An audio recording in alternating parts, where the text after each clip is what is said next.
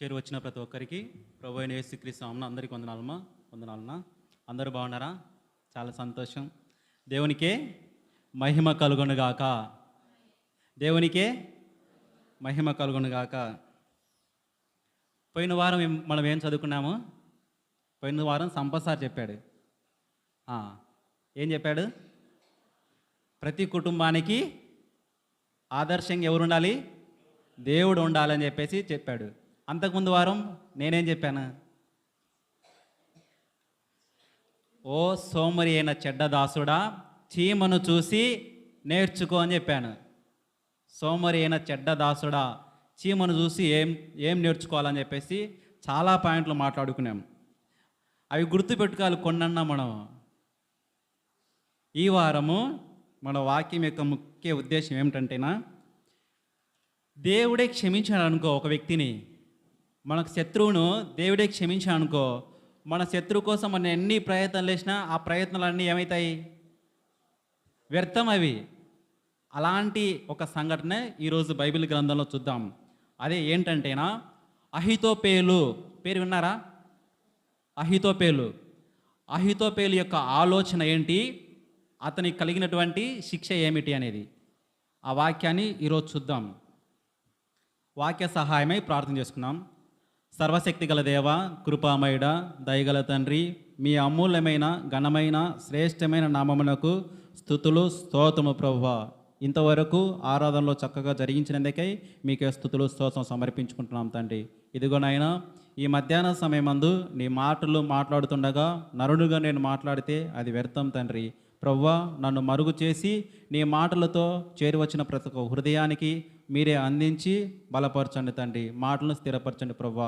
వాక్యం వినుచుండగా మాలో ఉన్న బలహీనతలు తీసివేసి ఆత్మీయ బలం పొందుకొని నీ యొక్క మాటలకు ఆశీర్వాదకరంగా ఉండుటకు సహాయం దయచేయండి తండ్రి. ఇదిగోనైనా మాలో తప్పులు ఏమని ఉంటే దయచేసి మన్నించమని మా ప్రభువును మా రక్షకునైనటువంటి యేసుక్రీస్తు యొక్క శక్తిగల నామమును బట్టి ప్రార్థిస్తున్నాం తండ్రి.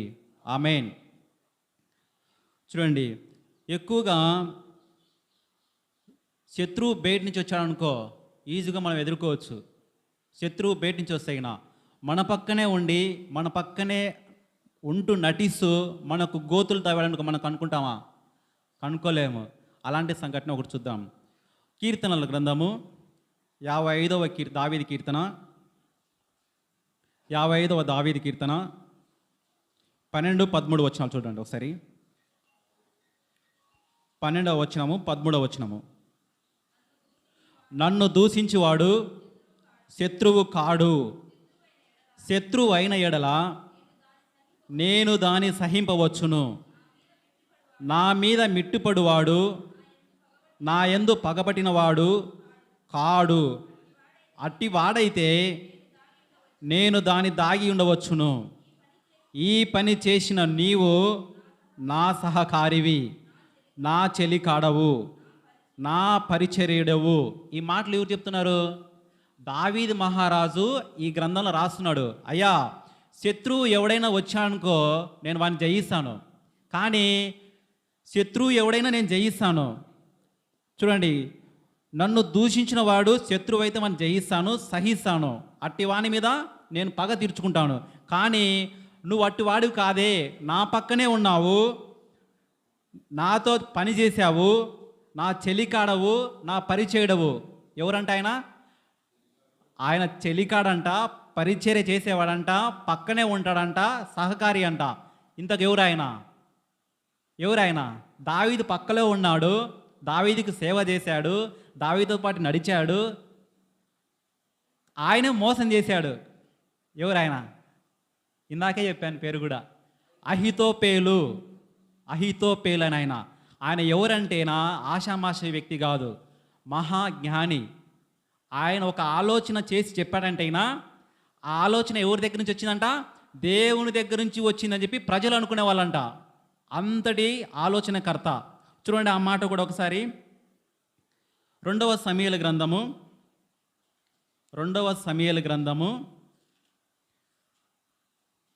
16వ అధ్యాయము 23వ వచనం చూడండి. ఆ దినములలో అహితోపేలు చెప్పిన ఏ ఆలోచన అయినను ఒకడు దేవుని యొద్ద విచారణ చేసి పొందిన ఆలోచన అయినట్టుగానే ఉండెను. దావీదును అబ్షలోమును దానిని అట్లే ఎంచుచుండిరి. ఇదేంటంటేనా, ఒకసారి అహితోపేలు ఏదైనా ఒక ఆలోచన చెప్పాడంటే అయినా అక్కడున్న ప్రజలు కానీ దావీదు కానీ అబ్షలోము కానీ ఏమనుకునే వాళ్ళంట, అబ్బో అహితోపేలు ఈ మాటలు దేవుని దగ్గర విచారణ చేసి మనకు చెప్తున్నాడు, దేవుడే ఈ మాటలు మనకు పంపించాడని చెప్పి ప్రజలందరూ అనుకునేవాళ్ళు. అంతటి మర్యాద ఇచ్చేవాళ్ళు ఎవరికి? అహితోపేలుకు. అంతటి ఆలోచనకర్త. చూడండి, ఇలాంటి ఆలోచనకర్త చూడండి. ఆయన ఇంకా ఎవరు అంటే ఆయన ఒకసారి చూడండి, మొదటి దినవృత్తాంతాల గ్రంథము 27వ అధ్యాయము 33వ వచనం చూడండి.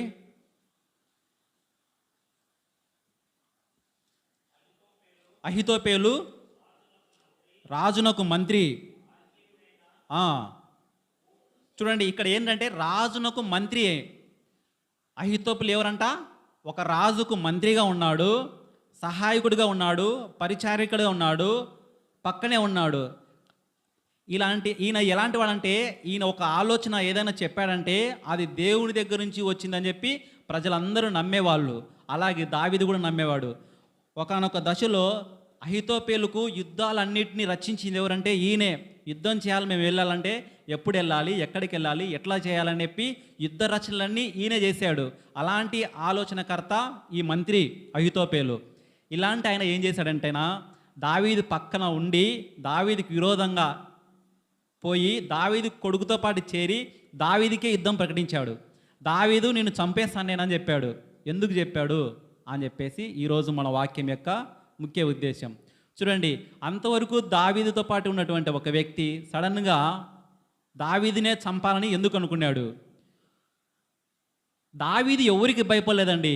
చిన్నప్పటి నుంచి సింహాలకు భయపడలేదు, గొల్యాతును చంపడానికి భయపడలేదు, సౌలు దగ్గర నుంచి మనుషులు వేటాడుతుంటే భయపడలేదు, అబ్షలోము కూడా యుద్ధానికి వస్తే భయపడలేదు, కానీ పారిపోయాడు. అబ్షలోము ఎక్కడ నా చేతులు చనిపోతాడని చెప్పి. కానీ ఈ అహితోపేలు యొక్క ఆలోచనకు దావీదు భయపడ్డాడు. ఇలాంటి ఆలోచన ఇట్లా ఆలోచన వచ్చిందంటే దావీదు భయపడిపోయి దేవునికి ప్రార్థన చేశాడు. దేవా, ఈ అహితోపేలు యొక్క ఆలోచన చెడగొట్టు తండ్రి. ఈ అహితోపేలు ఆలోచన చేశాడంటే నాకు, నా కుటుంబానికి నష్టం కలుగుతుంది, దయచేసి ఈ ఆలోచన చెడగొట్టని ప్రార్థన చేశాడు. ఎందుకు ప్రార్థన చేశాడు, అసలు ఏంటి ముఖ్య కారణం అని ఈరోజు చూద్దాం. చూడండి, ఇదే 2వ సమూయేలు గ్రంథము 15వ అధ్యాయము 30వ వచనం చూడండి. అయితే దావీదు ఒలువ చెట్ల కొండ ఎక్కుచు ఏడ్చుచు తల కప్పుకొని పాదరక్షలు లేకుండా కాలినడకన వెళ్ళెను. అతని యొద్దనున్న జనులందరూ తలలు కప్పుకొని ఏడ్చుచు కొండ ఎక్కిరి. అంతలో ఒకడు వచ్చి అబ్షలోము చేసిన కుట్రలో అహితోపేలు చేరి ఉన్నాడని దావీదునకు తెలియజేయనగా, దావీదు యెహోవా అహితోపేలు యొక్క ఆలోచనలు చెడగొట్టమని ప్రార్థన చేసెను. అబ్షలోము ఎవరంటే దావీదు కుమారుడే. దావీదు కుమారుడు తండ్రికి వ్యతిరేకంగా కుట్రపడ్డాడు. ఈ యెరూషలేము రాజ్యాన్ని నేనే పాలిస్తా అని చెప్పి దావీదును తరిమాడు. దావీదు ఇక్కడి నుంచి పారిపోయి కొండలు కోణలు నడుచుకుంటూ ఏడ్చుకుంటూ అక్కడ ఉంటే ఈ అబ్షలోము పక్షాన్ని ఎవరు చేరారంట? అబ్షలోము పక్కన అహితోపేలు వచ్చి చేరాడు. అప్పుడు భయపడిపోయాడు. అయ్యా తండ్రి, ఈ అహితోపేలు ఉన్నాడే నా కొడుకు పక్షాన చేరాడు, ఈ అహితోపేలు యొక్క ఆలోచనను చెడగొట్టుము అని చెప్పి ప్రార్థన చేశాడు. చూడండి, ఎందుకంటే చెప్పండి, అహితోపేలు ఎందుకు చెడగొట్టమని ప్రార్థన చేసింటాడు? ఏమైనా ఐడియా ఉందా? ఎందుకంటే చిన్న సంఘటన. దావీదు ఒక పాపం చేశాడు, మనందరికీ తెలుసు. బస్తబాను బస్తబాను ఆమెతో వ్యభిచారం చేసి పాపం చేశాడు. ఇంతకు బస్తబా అనే ఆమె ఎవరు? ఊరియా యొక్క భార్య. ఊరియా ఎవరంటే ఏలియాము యొక్క కుమారుడు. ఏలియాము ఎవరంటే ఈ అహితోపేలు యొక్క కుమారుడే. చూడండి, అహితోపేలు యొక్క కుమారుడే ఏలియాము. ఏలియాము యొక్క కుమారుడే ఉరియా. ఉరియా యొక్క భార్యనే బస్తబాతో పాపం చేసినప్పుడు ఉరియాను చంపించింది ఎవరు? దావీదే కదా. దావీదు పక్కనే ఉన్నటువంటి రాజు మంత్రికి తెలియకుండా ఉంటుందా? ఇదిగో చంపించింది నా యొక్క మనవన్ని, నా యొక్క కుటుంబాన్ని నాశనం చేశాడు ఈ రాజు, నా యొక్క మనవరాల్ని నాశనం చేశాడు. అదే కదా. ఒకసారి చూడండి ఆ మాటలు కూడా. 2వ సమూయేలు గ్రంథము 23వ అధ్యాయం చూడండి. 2వ సమూయేలు గ్రంథము 23వ అధ్యాయము 34 వచనం చూడండి.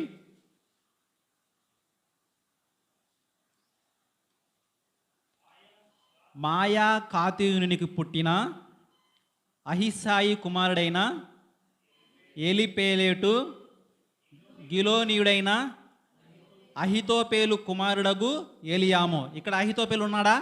అహితోపేలు కుమారుడు ఎవరు? ఏలియాము.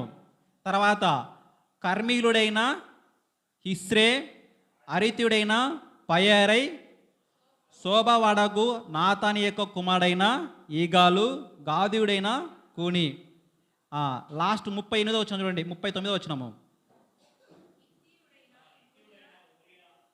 హిత్యుడైన ఊరియా. వీరందరూ 37. ఇక్కడ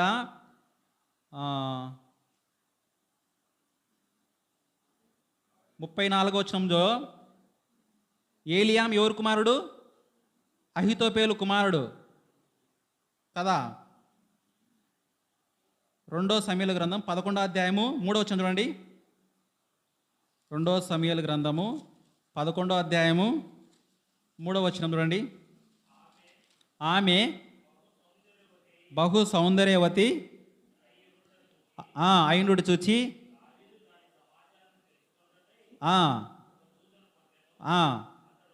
అతడు వచ్చి ఏలియాము కుమార్తెయగు హిత్యుడగు ఊరియాకు భార్య. ఊరియా ఎవరంట? చూడండి, ఏలియాము కుమార్తె ఉరియాకు భార్య బస్తబా. అంతే కదా.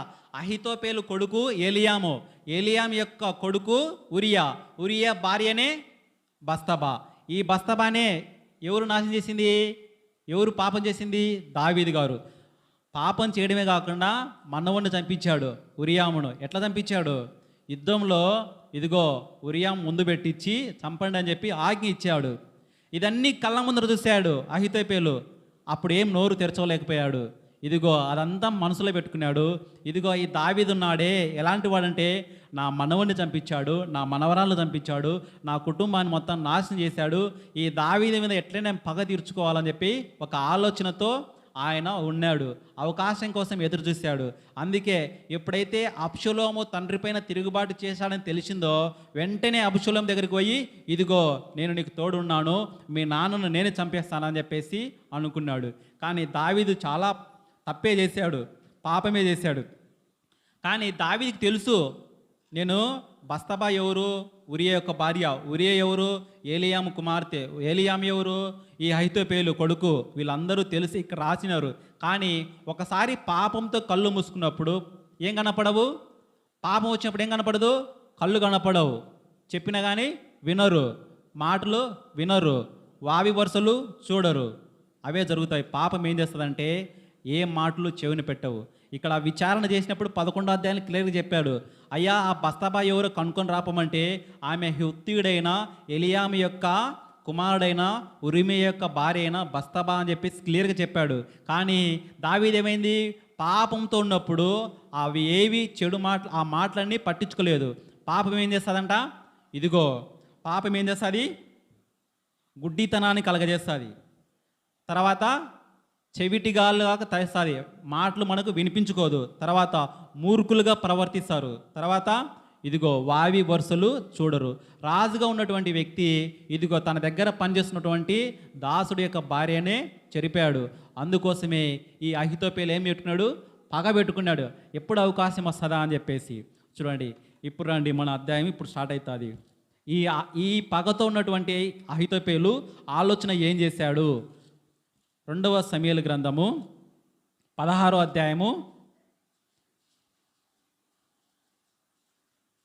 15వ వచనం నుంచి చూడండి.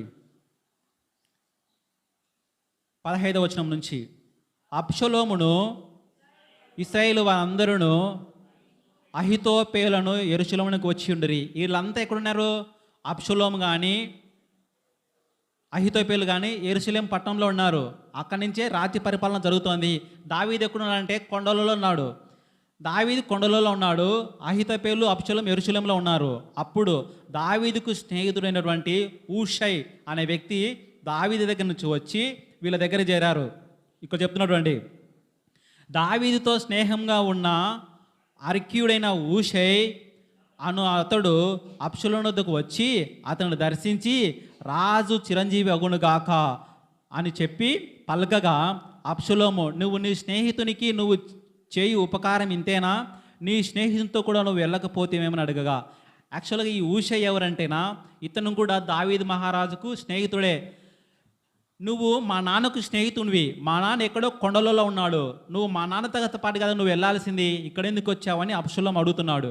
అబ్షలోము అడుగుతున్నప్పుడు ఈ చెప్తాడు ఊషై, అయ్యా నేను మీ నాన్నకి స్నేహితున్నే, కాకపోతే నా పని ఏంటంటేనా రాజుకు నేను పని చేస్తూ ఉండాలా, ఇప్పుడు నువ్వు మా రాజువు, అందుకే నేను నా స్నేహితుని కూడా వదిలిపెట్టి నీతో పని చేయడానికి సిద్ధంగా ఉన్నానని చెప్పి ఈ ఊషై అని చెప్పాడు. యాక్చువల్గా ఈ ఊషై పంపించింది ఎవరంటే దావీదు మహారాజే. ఇదిగో అబ్షలోము కుట్ర పన్నుతున్నాడు, ఆ కుట్రలో అహితోపేలు కూడా ఉన్నాడు, వాళ్ళ ఆలోచనలన్నీ చెడ్డగా ఉంటాయి, నాయన ఊషై నువ్వు యెరూషలేముకు పో, అక్కడ ఉండి వాళ్ళు పడ్డే కుట్రలు ఏమన్నా ఆలోచనలు చెడుగా ఉంటే నాకు సమాచారం ఇయ్యి అని చెప్పి ముందే చెప్పి ఆలోచన చెప్పి పంపించాడు. కానీ అబ్షలోము అడుగుతున్నాడు అప్పటికి, నువ్వు మా నాన్న స్నేహితుని కదా, ఆయనతో పాటు వెళ్ళాలి, నువ్వు ఎందుకు వచ్చావంటే లేదు నేను రాజుకు పని చేయాలని చెప్పి ఈయన చెప్తున్నాడు. ఈ ఆలోచన అంతా ఈ 15వ అధ్యాయంలో ఉంటుంది. మీరు ఇంటికి వెళ్ళిన తర్వాత ఊషై గురించి చదవండి. చూడండి, రాజు పక్కన అహితోపేలు ఉన్నాడు, ఊషై ఉన్నాడు.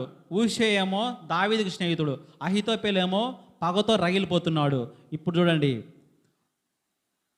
20వ వచనం చూడండి, 19వ వచనం నుంచి, మరియు నేను ఎవరికి సేవ చేయవలనని అతని కుమారుని సన్నిధిని నేను చేయవలని కదా, నీ తండ్రి సన్నిధిని నేను సేవ చేసినట్లే నీ సన్నిధిని నేను సేవ చేయదునని అబ్షలోము వద్ద మనవి చేసును. ఊషై చెప్తున్నాడు, అయ్యా మీ తండ్రికి ఎట్లా సేవ చేశానో నీకు కూడా అట్లా సేవ చేస్తా అని చెప్పినప్పుడు, అప్పుడు అబ్షలోము అహితోపేలుతో, మనము చేయవలసిన పని ఏదో తెలుసుకున్నట్టుకై ఆలోచన చేద్దాము రండి. అయ్యా అహితోపేలు గారు, ఊషై గారు రండి, మనం ఏం చేద్దాం, మా నాన్న అక్కడ ఉన్నాడు, మనం ఏం చేద్దాం రండి అంటే, అహితోపేలు యొక్క ఆలోచన చూడండి. ఇక్కడ అహితోపేలు ఆలోచన 21వ వచనం, అహితోపేలు నీ తండ్రి చేత ఇంటికి కావలి ఉంచబడిన ఉపపత్నుల యుద్ధకు నువ్వు పోయిన ఎడల నీ తండ్రికి అసహ్యుడవైతివి, ఇశ్రాయేలు అందరూ తెలుసుకుందరు, అప్పుడు నీ పక్షంగా ఉన్న వారందరూ ధైర్యం తెచ్చుకుందరని చెప్పాను. కాబట్టి మేడ మీద వారు అబ్షలోమునకు గుడారం వేయగా ఇశ్రాయేలు అందరూ తెలియనట్లుగా అతడు తన తండ్రి ఉపపత్నులను కూడాను. అర్థమైంది మాట. అబ్షలోముకు అహితోపేలు యొక్క ఆలోచన చెప్తున్నాడు, అయ్యా మీ నాన్న కొండలలో తిరుగుతున్నాడు, అతనిని నువ్వు దెబ్బ కొట్టాలంటే ఏం చేయాలా, దావీదు యొక్క ఉపపత్నులు భార్యలందరూ ఈ ఊళ్ళోనే ఉండారు, నువ్వు పోయి వాళ్ళందరితో వ్యభిచారం చేయి అని ఈ చెడ్డ ఆలోచన చెప్తున్నాడు. ఎందుకు? ఈయన మనసులో ఏముంది, ఆ రోజు నా మనవరాలను నా మనవని యొక్క జీవితము నాశనం చేసింది ఈ రాజే, అందుకే రాజు కుటుంబాన్ని కూడా నేను నాశనం చేయాలా అని చెప్పి ఇదిగో కొడుకుకే చెప్తున్నాడు, ఇదిగో మీ పిన్నతండ్రులు అంతే పిన్నులు అవుతారు కదా వరుసకు, వాళ్ళందరినీ వ్యభిచారం చేయి, పగులు కాదు రాత్రిలో పూట కాదు పట్టపగలే చేయని చెప్తున్నాడు. చూడండి అన్నమాట. మళ్ళీ అహితోపేలు నీ తండ్రి చేత ఇంటికి కావలించబడిన ఉపపత్నుల దగ్గరకు పోయి నువ్వు పోయిన ఎడల నీ తండ్రికి అసహ్యుడవైతివి, ఇశ్రాయేలు అందరూ తెలుసుకుందరు, అప్పుడు నీ పక్షంగా ఉన్న వారు ధైర్యం తెచ్చుకుందరు. కాబట్టి మేడ మీద వారు అబ్షాలోమునకు గుడారం వేయగా ఇశ్రాయేలు అందరికీ తెలియనుగా అతడు తన తండ్రి ఉపపత్తులను కూడాను. ఇశ్రాయేలు అందరికీ తెలియనట్లుగా అతడు తన తండ్రి ఉపపత్తులకు కూడాను. యాక్చువల్గా ఇక్కడ మనం ఒక మాట ఆలోచించాలి. దావీదు పాపం చేసిన వెంటనే ఒప్పుకున్నాడా ఒప్పుకోలేదా? నాతాను వచ్చి ఇదిగో నువ్వు పాపం చేసావంటే ఏం చేశాడు? అవును నేను పాపమే చేశానని ఒప్పుకున్నాడు. ఒప్పుకున్న వెంటనే నాతాను కూడా అప్పుడే శపించాడు. ఇదిగో దేవుని పక్షానగా నువ్వు ఎవరికి తెలియకుండా రహస్యంగా బస్తబాను కూడావు, ఎవరికి తెలియదు అనుకున్నావు, కానీ దేవుడు చూశాడు. అందుకే నీ ఇంటి వాళ్ళు వ్యభిచారం చేసేటప్పుడు అందరూ చూస్తారు, పట్టపగలే నువ్వు రహస్యంగా చేసింది నీ ఇంటి వారందరూ తెలియనట్లుగా, ప్రజలందరికీ తెలిసినట్లుగా నీ ఇంట్లో జరుగుతుందని చెప్పి అక్కడ ఒక వాక్యం చెప్తారు. ఆ వాక్యమే ఇక్కడ నెరవేరింది. చూడండి, ఇది ఒక ఆలోచన, చెడ్డ ఆలోచన. ఎవరి ఆలోచన ఇది? అహీతోపెలు యొక్క చెడ్డ ఆలోచన. చూడండి ఎంత కుట్రపడ్డాడో. ఇలా కుట్రపడితే ఏమవుతారంతా? ప్రజలలో ఏమనుకుంటారు? ఓహో, రాజు యొక్క భార్యను చెరిపాడంటే ఈ అబ్షాలోనే ఇదిగో బలవంతుడు కాబట్టి చెరిపాడని చెప్పి ప్రజలందరూ ఈయన పక్షాన వస్తారని ఆలోచన. ఇలాంటి ఆలోచనలు కలిగినప్పుడు రెండోసారి చెప్తున్నాడు ఆలోచన. ఇదిగో అబ్షాలోము రెండో ఆలోచన ఏంటంటే ఇదిగో దావీదు చాలా బలహీనంగా ఉన్నాడు. ఎందుకు బలహీనంగా అన్నాడు? ఊరు లేదు, భార్యలంతా ఊర్లో వదిలేసి వెళ్ళిపోయాడు, కొండల్లో తిరుగుతున్నారు, సైన్యం కొద్దిమందే ఉంది, అతడు బలహీనంగా అన్నాడు. ఇప్పుడు నాకు ఒక అవకాశం ఇచ్చావంటేనా, ఇదిగో నాకు ఒక 12,000 మంది సైన్యం ఇచ్చేయంటనా, పోయి దావీదుని నేను చంపేస్తా అని చెప్పి ఈ అహీతోపెలు ఎవరికి చెప్తున్నాడు? కుమారుడికి చెప్తున్నాడు, అబ్షాలోముకు. 17వ అధ్యాయం చూడండి ఒకసారి. 17వ అధ్యాయము మొదటి నుంచి. దావీదు అలసట నొంది బలహీనంగా ఉన్నాడు గనుక నేను అతని మీద పడి అతనిని బెదిరించిన ఎడల అతని యొద్ద ఉన్న జనులందరూ పారిపోదురు. రాజును మాత్రము హతము చేసి జనులందరినీ నీ తట్టే తిప్పేదను. నువ్వు వెదికి మనిషిని నేను పట్టుకొనగా జనులందరూ వచ్చి నీతో సమాధాన పడుదురు కనుక నీ చిత్తమైతే 12,000 మందిని ఏర్పరచుకుని పోయి ఈ రాత్రి దావీదును తరిమి పట్టుకుందునని అహీతోపెలు అబ్షాలోముతో చెప్పగా. ఇది రెండవ ఆలోచన. ఏం చెప్తున్నాడు? ఒక ఆలోచన ఏమో ఇదిగో మీ నాన్నకు ఉన్నటువంటి భార్యలందరినీ చెరిపేయి అంటనే చెరిపేశాడు. రెండో ఆలోచన ఏంటి? ఇదిగో దావీదు మహారాజు బలహీనంగా ఉన్నాడు, కొండలలో ఉన్నాడు, నువ్వు నాకు 12,000 మంది సైన్యాన్ని ఇస్తే పోయి ఆ సైన్యంతో దావీదును మేము హతం చేస్తాం, పట్టుకుంటాము అని ఈ రెండో ఆలోచన చెప్పాడు. ఇంతకు ఈ అబ్షాలోముకి ఏంటి? ఎలాగైనా వాళ్ళ నాన్నను చంపేస్తే రాజ్యాన్ని నాకే వస్తుంది అని ఆయన ఆలోచన. అందుకోసమే ఈ అబ్షాలోము కూడా ఆలోచిస్తూ ఉన్నాడు. చూడండి, ఈ అబ్షాలోము ఆలోచించి ఏం చెప్పాడు? ఇదిగో నువ్వు చెప్పిన ఆలోచన మంచిదే. ఒకసారి ఊషే ఉన్నాడు కదా, దావీదు యొక్క స్నేహితుడు, అతడు కూడా మంచి ప్రావీణ్యుడే, అతను ఆలోచన కూడా ఒకసారి కనుక్కున్నాం రా అని చెప్పి ఈ ఆలోచనను ఊషేకి చెప్పినప్పుడు ఊషే మాటలు చూద్దాం ఒకసారి. 4వ మాట, 4వ వచనం. ఈ బోధ అబ్షాలోమునకును ఇశ్రాయేలు పెద్దలందరికీ యుక్తంగా కనపడెను. అంతటా అర్కుడైన ఊషై ఏమి చెప్పునో మనం విన్నట్లు అతను పిలువనంపుడని అబ్షాలోము ఆజ్ఞయగా ఊషై అబ్షాలోము వద్దకు వచ్చాను. అయ్యా ఊషై, ఇదిగో అహీతోపెలు ఒక ఆలోచన చెప్పాడు, అది చేసేసాడు. రెండో ఆలోచన ఏంటంటేనా, ఇప్పుడే యుద్ధానికి పోయి చంపేస్తాడని చెప్పి అబ్షాలోము ఈ అహీతోపెలు చెప్తున్నాడు. నీ ఆలోచన ఏంటో చెప్పు అన్నప్పుడు ప్రజలందరూ ఓకే అన్నాడు. ఓకే యుద్ధానికి పోదాం అని చెప్పేసి. కానీ ఒక ఊషై మాత్రము వద్దు, యుద్ధానికి ఇది సమయం కాదు. ఎందుకు సమయం కాదంటే మీ నాన్న అల్లాటప్ప మనిషి కాదు. ఎందుకంటే చిన్నప్పుడే సింహం చంపాడు, ఇదిగో లేత వయసులో ఉన్నప్పుడే గొల్యాతును చంపాడు.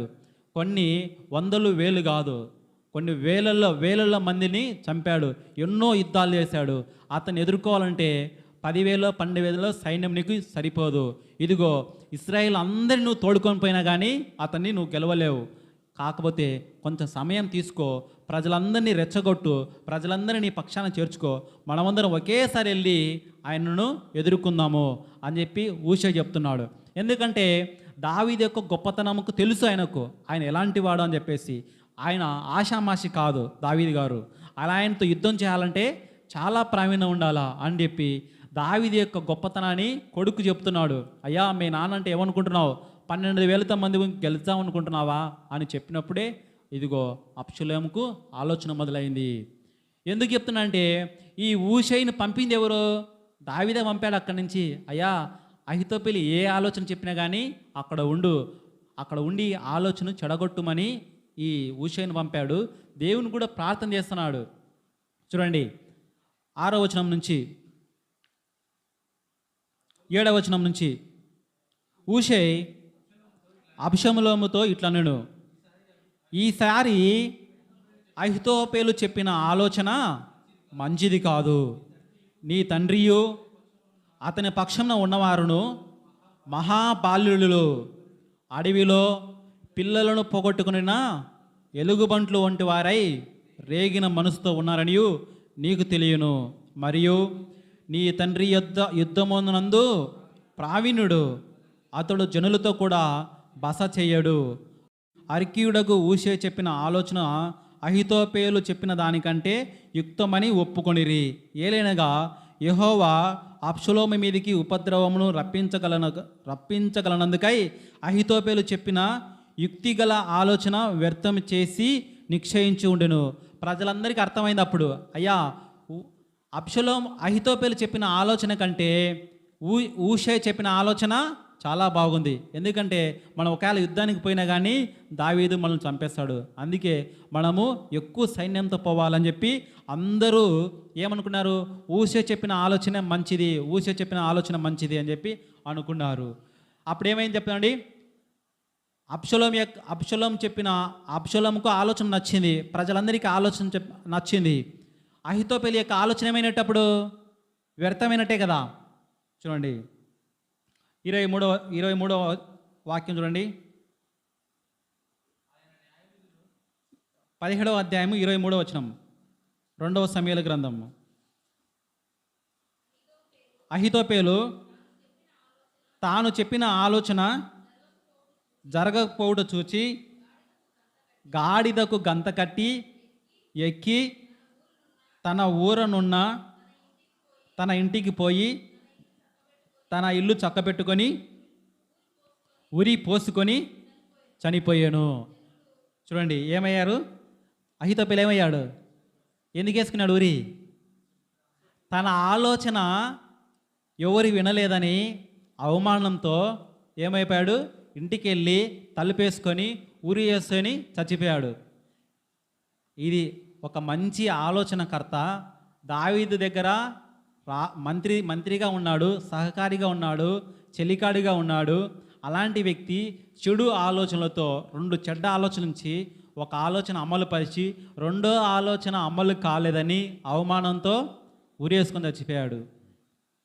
ఎందుకంటే అక్కడ దేవుడే దావీదుని ఏం చేశాడు? క్షమించి వదిలేశాడు. అయ్యా, నువ్వు రహస్యమందు పాపం చేశావు, కానీ నీ ఇంట్లో ఇదిగో ఈ యుద్ధము సదాకాలం ఉంటుంది కుటుంబాల మధ్య అని చెప్పి చెప్పేశాడు ముందే. కానీ ఈ అహితోపెలు ఆలోచన ఏంటంటేనా, దావీదును చంపాలనుకోవడం. దేవుడే క్షమించిన వ్యక్తిని అహితోపెలు చంపాలనుకోవడం. అందుకోసమే మనం ఏం నేర్చుకోవాలంటే ఈ పాఠంలో, ఈ వాక్యంలో, దేవుడే క్షమించిన వ్యక్తిని మనము చెరపలేము, మన ఆలోచనలు వ్యర్థమవుతాయి. దానికి పర్ఫెక్ట్ ఎగ్జాంపులే అహితోపెలు. అవమానం పొంది ఏమైపోయాడు? ఉరేసుకొని చచ్చిపోయాడు, ఆత్మహత్య చేసుకున్నాడు. ఉరేసుకొని చనిపోయిన వ్యక్తి ఇంకొకరు ఉన్నారు. ఎవరు? ఈయన నాశన సహోదరుడు అనుకుంటే నాశన పుత్రుడు ఒక ఆయన ఉన్నాడు. ఇలాంటి ఆలోచన కలిగిన వ్యక్తే. యేసు ప్రభువుతో పాటు నమ్మకంగా ఒక ఆయన ఉన్నాడు. 12 మంది శిష్యులలో 3.5 సంవత్సరం దేవునితో పాటు తిరిగాడు, మాట్లాడాడు, తిన్నాడు, తిరిగాడు. చివరికి ఇదిగో రాజు దగ్గరికి పోయి, ఇదిగో మీ అందరికి కావాల్సిన వ్యక్తిని నేను పట్టిస్తానని చెప్పి కొన్ని కానుకలతో యేసు ప్రభువును అమ్మేశాడు. చివరికి తప్పు తెలుసుకొని ఏమైపోయాడు? ఊరేసుకొని చనిపోయాడు. ఆలోచన చూడండి, మన ఆలోచన ఎలాంటివి ఉన్నాయి? ఇవి నేర్చుకోవాలి. చూడండి, క్షమించే గుణము నేర్చుకోవాలి. యేసుప్రభువుని నమ్ముకున్న తర్వాత మనము పగలు ప్రతీకారాలు చేయకూడదు అనేదే మన వాక్యం యొక్క ముఖ్య ఉద్దేశము. చూడండి, క్షమించాలి. దావీదు మహారాజు పాపం చేసిన వెంటనే ఏమయ్యాడైనా, పాపంతో నేను చేశానని చెప్పి 51వ దావీదు కీర్తన రాశాడు. అయ్యా, నేను పాపములను పుట్టాను, నా తల్లి పాపంలో నన్ను కన్నది, నాకు పాపపు ఆలోచనలు వచ్చాయి, పాపమే చేశాను, కానీ నువ్వు నీ వాక్యంతో నన్ను శుద్ధి చేయి, కడుగు, ఇస్సోపుతో నన్ను శుద్ధి చేయి అని చెప్పి మొరపెట్టుకున్నాడు. పాపంతో పాపం చేసి మొరపెట్టుకున్నప్పుడు దేవుడు ఏం చేశాడు? క్షమించాడు.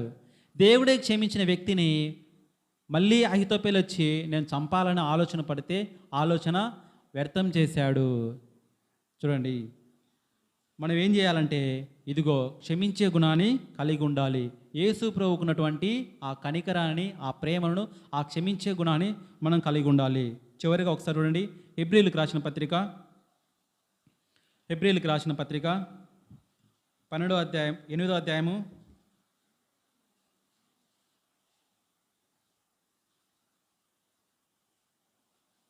12వ వచనం చూడండి. నేను వారి దోషముల విషయమై దయ కలిగి వారి పాపములను ఇక్కడ ఎన్నడను జ్ఞాపకము చేసుకొననని ప్రభు సెలవిచ్చును. అయ్యా, నువ్వు పాపం చేసావేమో ఎక్కడైనా కానీ, ఇదిగో తప్పు చేసావేమో, అపరాధం చేసావేమో, ఒక్కసారి నువ్వు పాపంలో పడిన తర్వాత నువ్వు దేవునికి మొరపెట్టుకున్నావు అనుకో, దేవుడు ఏం చేస్తాడంట? నిన్ను క్షమిస్తాడు. నువ్వు చేసిన పాపములన్నిటినీ ఆయన ఎప్పుడూ జ్ఞాపకం చేసుకోడు, నిన్ను సంపూర్ణంగా క్షమిస్తున్నాడు అని చెప్పి చెప్తున్నాడు. అందుకే దావీదు ఎన్ని పాపాలు చేసినా కానీ ఏమయ్యాడు? లాస్ట్కు దేవునికి ఇష్టానుసరుడయ్యాడు. ఎందుకంటే ఆయన వాగ్దానం చేపిస్తుంది, ఇదిగో నువ్వు ఒప్పుకున్నావనుకో పాపం చేశానని చెప్పి, దేవుడు క్షమించగలిగిన వ్యక్తి.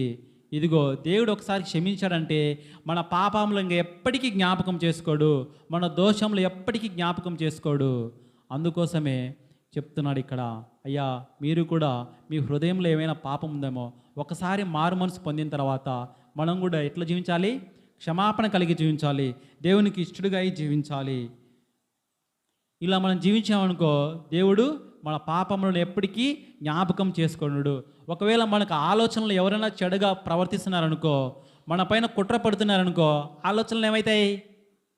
ఆలోచనలన్నీ దేవుడే చెరిపేస్తాడు. ఎందుకంటే ఇదిగో దేవునికి ఇష్టానుసారంగా మనం జీవించినప్పుడు మనకు వ్యతిరేకంగా ఏ శక్తులు పనిచేయవు, ఎలాంటి ఆలోచనలు పనిచేయవు. ఎలాంటి వ్యక్తులైనా కానీ దేవుని ముందర వ్యర్థమే. ఈ మాటలు మనము వెనుకలో పెట్టుకొని నడుచుకోవాలి. ఒకసారి సామెతల గ్రంథం తీయండి. సామెతల గ్రంథము 24వ అధ్యాయము, సామెతల గ్రంథము 24వ అధ్యాయము 21వ వచనం చూడండి. నా కుమారుడా, యెహోవాను గణపరచుము, రాజులను గణపరచుము, అలాగు చేయు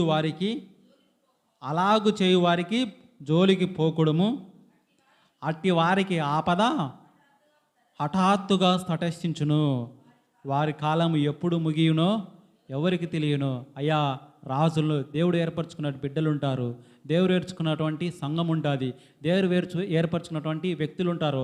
అలాంటి వారి జోలికి ఎవరు పోకూడదు. ఒకవేళ పోయామంటే ఏమవుతుంది?